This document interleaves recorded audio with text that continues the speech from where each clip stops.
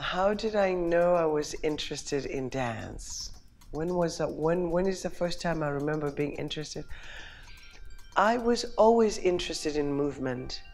I think when I was about a teenager, like 13, this is when I started to discover the entertainment world. We started to have TV, radio, magazines, and I knew this is what I would like to be. I think I may wanted to have been a star. So I started to be very interested in radio. In high school, I was very good at debating. So these were like the training ground for me to be able to talk with others and in a performative kind of space. Dance, I've always been good at moving, even from a child. I think this is maybe true for all African children. You know, we are allowed to move and encouraged to move. So the physical action is part of our cultural space, and I was very good at it. I would be the best dancer at any party. So I didn't also understand that maybe this was a training ground for the life I have now. So perhaps the best way to answer this, I think the spirit of dance was always with me, in me. And when I went off to law school, in part it was right after independence. Zimbabwe gained its independence in 1980. So it was the first time there was massive graduation of African students who were able to go to university. And my grades were very good. It's an English system, so you either choose, you know, you go to the discipline according to your grades. My grades were good enough to go to law. And this was something that made my mom very, very proud. But whilst I was studying law, I was a DJ in clubs, in radio. So I continued to pursue sort of a creative afterlife, after class life at the University of Zimbabwe. But as soon as I graduated, I realized that the arena, the performative arena of law, could perhaps be better used in a performance space, in a dance space. Lawyers perform, judges perform, but they are performing as advocacy for the state. Artists are performing as advocates for the people. That's how I see the combination of studies in law and the dance. All of it is a performance, but the dance is more for the people. And the relationship is closer to the people and less to the state. There was walking down the street the other days, like the stepping razor in Czech Republic, Praha, minding my own business. Broadway, New York City, looking hell of a good. Stepping like the stepping razor. And I heard a voice say, the voice said, what the voice said? Black, negra, yeah, nigger, African, Africa, Cherno, go back to Africa. Africa, go back to Africa.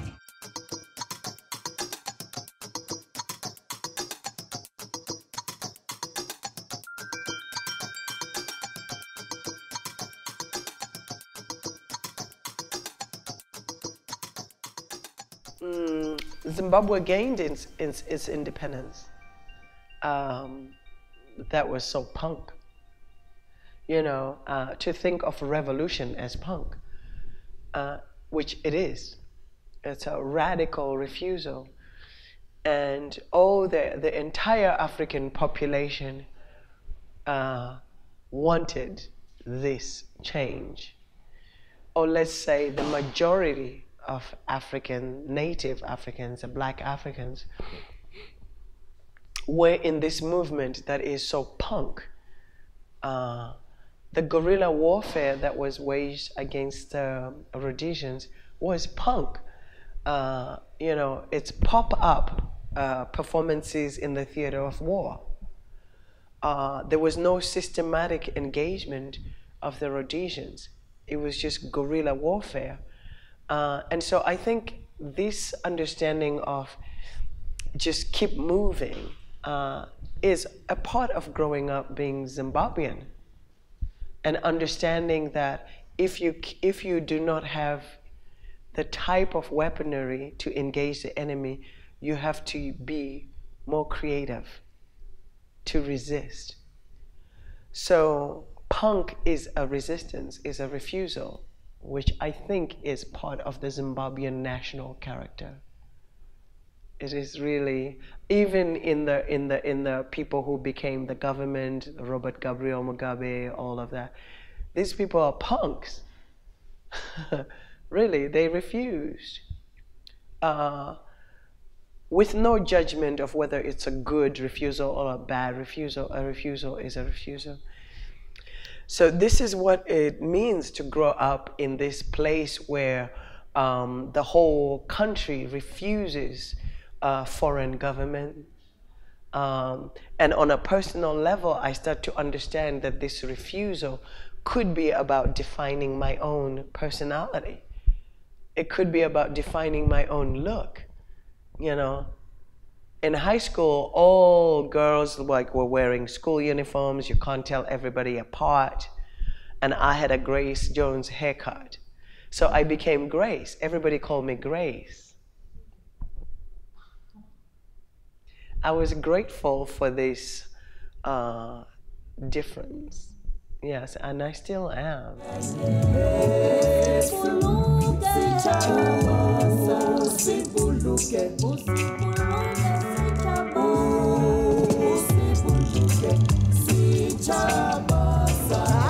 Africa, somewhere south of the Mediterranean. This is an introduction. With the bad motherfucker. Introducing an introduction.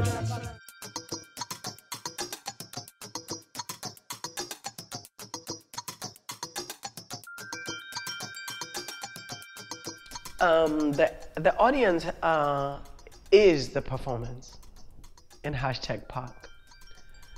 They are performing a script that is responding to some of my provocations with my fellow performer, Papa Ibrahim Njai. This unwritten script is vital. The audience is active, not passive. It's important, I think, as we rethink what is theater and citizenship? What is the art and citizenship? To really create spaces where citizenship and democracy can be practiced. I think the proscenium stage, the traditional European stage, is very hierarchical. It separates the principal from the public. It also devises this very traditional focal point, reduces the focal to one point, which was supposed to please the king, who was God, basically, or God's representative on earth. This Renaissance idea of beauty. It is important for me to destroy this idea of beauty that we have all inherited, including myself as a colonial body through colonization.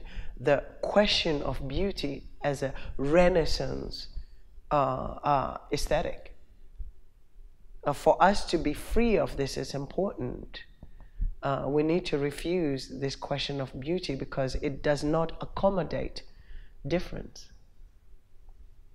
It does not accommodate multiple voices.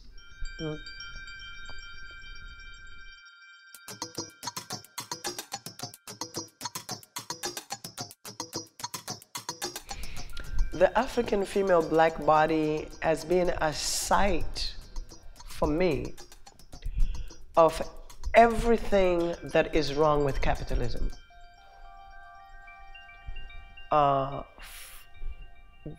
This is a site where life itself is contested. Does this body have the right to live? I think we're still debating this. This African female body gives life to the male. You want to extend it to even the Black Madonna and all of this. But because it's a reminder of the powerlessness of male and of capitalism, capitalism had to subdue. First, of course, you conquer the men, but the woman is the final frontier. What do you do with a woman? What do you do with a woman? So the African female body is the ultimate space where everything has been contested. Everything. Who has power over life? And can the woman be allowed to own the right to life? This is the African woman is so vital, and we see how crucial it is because she's never given a voice. She is never given a voice. The African male, the African artist, is allowed to go out and present themselves. Where is the woman? It's changing because I am here, but frequently my presence is regarded as masculine because it's a strong presence, which I don't mind. We are both masculine and female, of course, at the same time, but they are not enough of the female artists to create a female working space. So we have to bring all our fragilities and our strengths into a masculine space, which I think the concert art remains the domain of masculinity, even though you can argue that dance is female. But, you know, since Cunningham, the dance has been a masculine domain. Bill T. Jones, you name it. In the African universe, it's like, yes, you have some strong women like Jermaine Akoni, Irenta Sambedola, but, you know, if you look at who's touring, Salia, Gregory Makoma, Faustin Liankula, I love my brothers. They should tour as much as they can.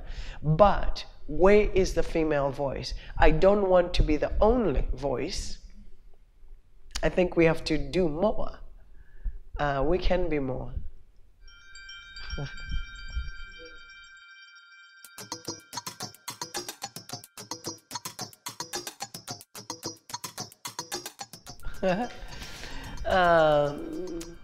For me, dance is culture, the embodiment of culture.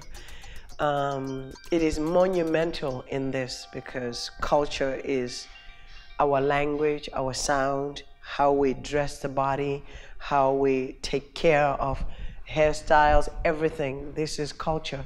Everything is the body, is dance.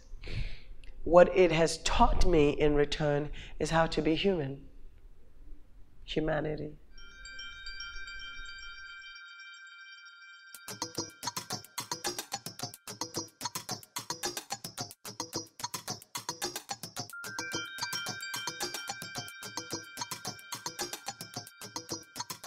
It means everything to be in concert and in solidarity with others who see the world in the same way, that we can resist we can return to this question, which during the 70s, 80s, the revolutions in Africa, there was this beautiful idea of solidarity.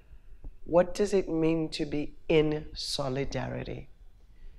With the PLO, with all the liberation movements. Now this, we are all free, apparently. But what does it mean to go back to this idea of solidarity? So festivals like Idem return us to a space of we can change the world together in solidarity. We don't have to say the same thing, but I can support your right to be, and you can support my right to be and to exist. So I'm really a child of the revolutionary Marxist communist ideology. I believe in solidarity. I believe in making allies across differing places, and I am honored to be at Casa Encendida, and to be part of Idem, and to be part of a world that stands for something.